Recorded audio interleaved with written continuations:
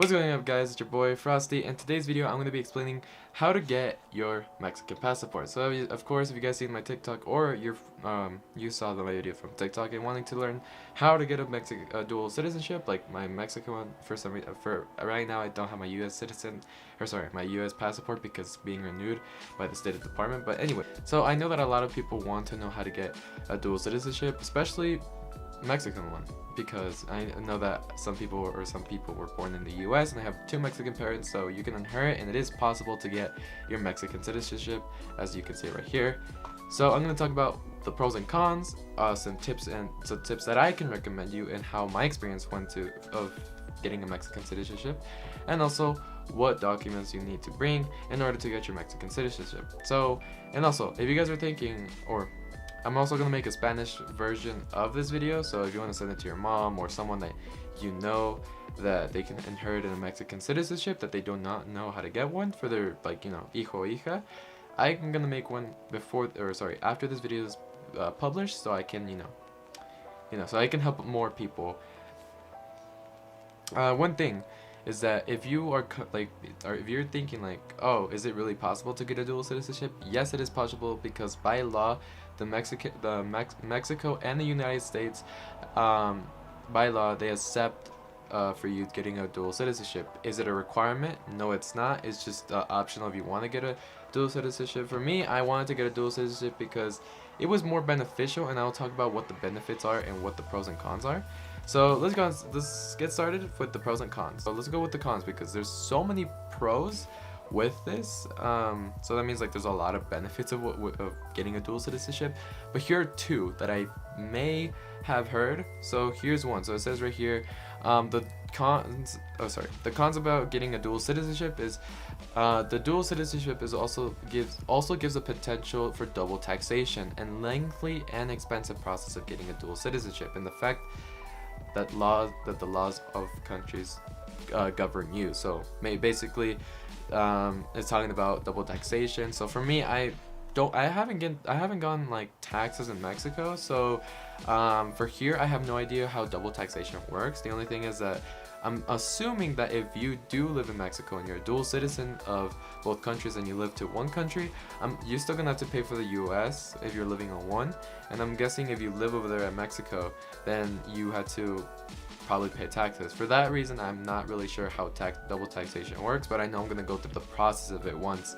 I guess maybe when I live there or something. I'm not really that sure, but that's one of the cons that can happen for when you are dual citizenship.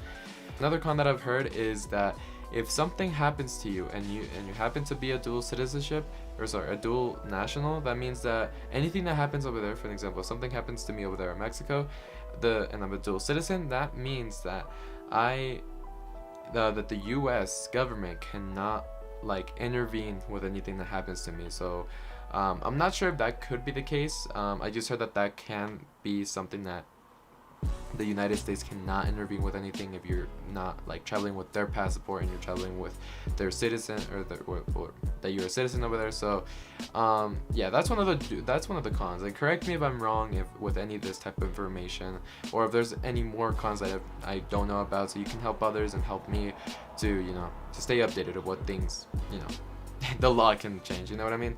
So yeah, those are the cons, and here's some of the pros that I like, and those are my favorite. One of the benefits that you can have are privileges. So that means that as a dual citizen, you have privileges and benefits when going by both countries. And right here it says they have access to two social services systems and can vote in each nation. So if you want to vote, well, for me, I'm still not 18, but that's why I wanted to get my INE credential card, and Instituto Nacional Electoral, meaning that's for what's it called, a voter's card. So you have that privilege to vote for the president over there or the president here, vice versa. And you can obviously, another pro is that you can travel with two passports, and I'm probably going to talk about that in a later video, hopefully on a TikTok or in a Reels, of how you can travel with two passports. Just right now I'm just talking about how to get one. So travel access, that will be for another separate video. You can have property ownership. So that means if you want to get property over there in Mexico, or terrenos over there in Mexico, then you can obviously get property, you can get your own house, and you can, you know, have a good living lifestyle over there. An example, if you have a grandpa that wants to give you his will, or one of his properties, or terreno, or etc., then you have that benefit of inheriting what others, of your grandfather or a family member that's giving you the inheritance. So you know what I mean? And also, like, you know, you can fight for it, you know, because I've seen that a lot of like uncles and tias are like trying to fight. You can fight for it as well with being a dual citizen. So yeah. And oh, you can get education from both countries. So that means that you can get if you want to get a education, like going to college over there in Mexico, you can as a dual citizen. And you can also get employment, which is another cool thing. There's a lot more with the pros and cons, so you guys can Google search that up for yourself about the pros and cons. I just wanted to mention the cons and the cons that I've heard, and the pros that I've heard as well. So the pros are super. There are a lot. Just the two cons that I've heard about, those are the only things that, I mean, I'm not that worried. But like I said, this is not required, but if you do want to get your Mexican passport, then go ahead. It's, for me, I see it as beneficial. I will show you right now is that you can let's see, you can get, oh my gosh, I didn't drink water.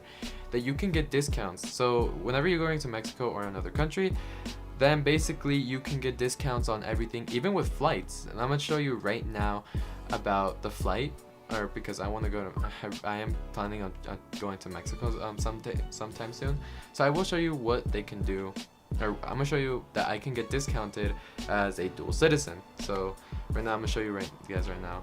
Alright guys, so I'm at the official website of Volaris, which is the airline that I'm probably going to go on when I go to Mexico. So as you can see, it says DNR taxes added. So the reason why it says that is because right here it's going to cost me $331.05 because I put in, when you guys were not looking, I put, well, you guys can read this. It says it's been added on your booking DNR tax, which means it's like basically the tax tourist fee to the Mexican government. So that's what it means, the DNR tax. And since I put the nationality on the passport, it says United States. Oh, sorry. I put the United States nationality passport, and it says, do you have any passport or supporting documents or temporary or permanent residence in Mexico? And I put no. And that's why they're giving me this type of price. But it can go both ways. If I put yes, like it could go both ways. If I have a nationality passport of the United States and I do have a passport for Mexico, then it will cost me $293.06. Or it could go both ways with Mexico if you just click Mexican passport. See, same thing. So yeah, that's all the benefits that that I showed you guys, which is pretty cool. You get discounts and all those type of benefits. So now it's time to do here's the real deal about how to get your dual citizenship and how to get your Mexican passport and all that. So now let's just go. So now I'm just gonna go to the website and give you guys the information, and also giving out my tips and of how to get these things. So I'm here at the website, which is this website right here. First things first, before getting this, you need an official document for it, which means you're gonna need an acta Nacimiento, basically a birth certificate of Mexico. So I'm gonna give you, this is how my birth certificate looks like. And these are the requirements of how to get one. So yeah, obviously you need both parents. So if you're like 18 or older, a minor, you need your birth certificate. You need both of your parents and also 2 eyewitnesses to be with her. So that could be like a tia or whoever, anyone that's like 18 or above. So here are the things of how to get one. So how to register the birth of a child of Mexican father or a mother who has been born abroad. The birth registration process and the first certified copy are free of charge. Step 1. Gather the following documents in the original. So obviously the birth certificate, it's this right here, birth certificate issued by the Civil Registry, Vital Records of the U.S. So that means like your original birth certificate of where you were born here in the U.S. And then the second thing is your current official identification of the person to be registered. So that means like your passport, your U.S. passport or any type of official document that has your identification. So now that you have those 2 documents, now this comes to the parents. So now it says proof of nationality of the Mexican father or mother. So for an example, this can be their birth certificate, acta de nacimiento mexicano, and their Mexican passport. So yeah, that's, or a declaration of Mexican nationality. That's if they have one. So just please make sure to tell them that they're these documents are good and eligible for in good conditions, that they can accept these. And then the fourth thing is the current official identification of the father or mother. Names fully must match on all documents, so their passport and their birth certificate. And then marriage certificate of the parents if married. So that's if they're married. If they're not married, then that's totally fine, no worries. And then the sixth thing is official and current identification of 2 witnesses over the age of 18. So that means they're like, it could be Theo or Tia or anybody else that is like family or friends. To come with you, you need 2, so it can be anyone who it is over the age of 18 years of age. And tell them to bring their identification, or tell them to bring any type of identification. That can be their birth certificate or passport or anything, because they might be a little bit picky. I'm not too sure. I already got my acta de nacimiento at 2011. I did not know I had an acta de nacimiento, to be honest. So yeah, that's all you need to get. That's all the gathering documents that you need to get to your acta de nacimiento, your birth certificate of Mexico. Now I will give you guys a quick tip of how to get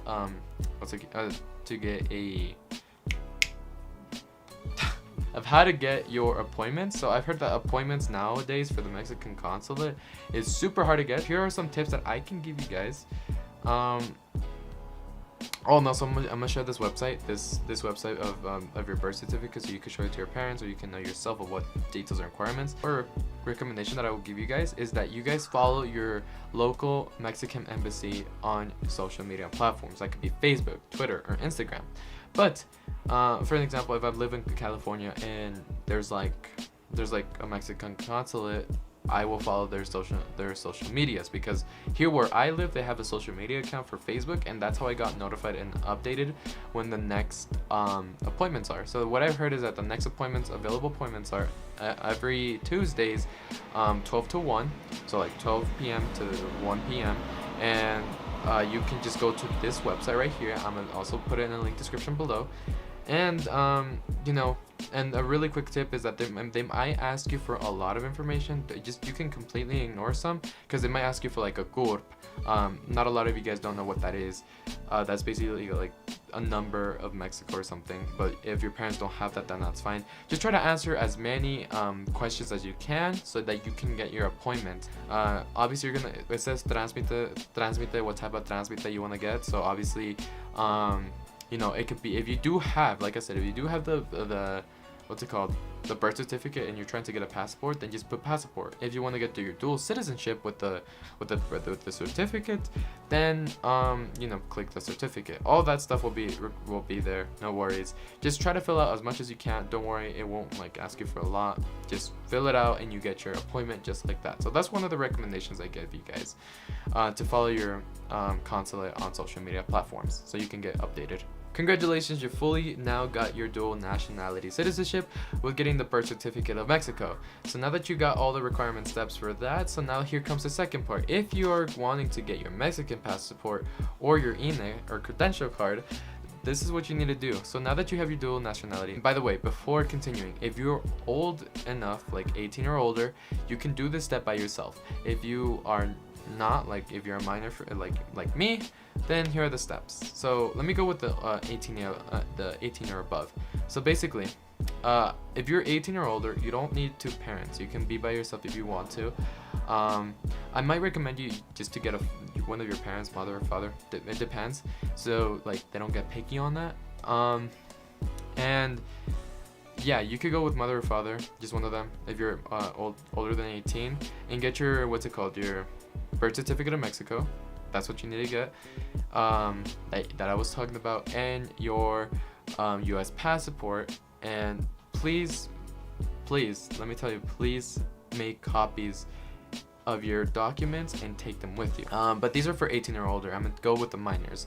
And then they're gonna ask you to get an OPT 7, which is a format for those who are getting a new passport for the Mexican one, which is this one. And then There's an option where there's like an option for these. Hold up. So it says there's like vigility rights. So that means like a passport for 1 year, that's $40 under for children under 3 years, passport for 3, passport for 6 years, and passport for 10 years. For 10 years only for ages 18 and up, which is $192. And for me, since I was a minor, I only had these 3 options: the 6 years, the 3 years, and the 1 year. So obviously I picked the one that the passport for 6 years, which is $126. Now here comes for the minors. So for me, in my experience, it was pretty easy. It was pretty like a little bit difficult because one of my parents had to work on one day, and then my dad had to come with me on that day of the appointment, and then it was pretty messed up. But just please, I recommend you that you have both of your parents. If not, don't worry. They're gonna. Don't worry if they want, like, don't. Oh my gosh, I'm so. No worries. It's if one of your parents cannot come, they're gonna give you a paper. It all depends on the consulate itself, to be honest. So yeah, that's what you need. If you are a minor, you have to bring your U.S. passport, your Mexican birth certificate, and your parents' birth certificate as well, for both of your parents and their passports. And please, like I said, make copies of your passports and your documents, because they might charge you if you do not have them. Obviously you need an appointment, so it's like they basically the same thing like as I mentioned before with the birth certificate. You have to obviously click on pasaporte para mis trámites. So obviously it says right here a school certificate or any type of school document. Don't bring that. That's probably not necessary because I didn't have to bring that, but if you do, just in case, bring that with you. Yeah, and then afterwards you need a grant consent form from both parents by signing the authorization from form of OP7. Yeah, and once all that is done, you're gonna put your fingerprints. They're gonna put like this little machine for your eyes, which is I think it's a new thing, I don't know what to tell you, a new type of thing. And then once everything is done, obviously you're gonna get charged, and then afterwards you get your Mexican passport in 1 day. They make it for you in less than a day. Like basically takes like about 2 hours to get this. They call your name up and boom, you officially have your document, your Mexican passport, or your INE if you want to get your INE. So yeah, so that's all you gotta get for getting your Mexican or your dual citizenship. And if you guys if I did mention anything wrong, please let me know so I can so you can inform anybody else. I'm just showing you about my experiences of how I got mine and how you're supposed to get it from the Mexican embassy. And so yeah, that's all I needed to show you guys. Don't worry, I'm gonna make a Spanish version just in case if your parents, or if you want to share it to your parents or anyone that's gonna be with you, especially if you're a minor or something. So yeah, so if you guys did like this video, please smash that like button. And also if you're new to my channel, if you want to support my channel, welcome to my channel, subscribe to it. And if there's any other video recommendation other than this one, because this is just to help anybody that wants to become a dual citizen, then please let me know in the comments below. And don't worry, I'm gonna leave all the information, including what you need to bring. And yeah, that's all I needed to share. And so yeah, thank you guys so much for watching, and peace out.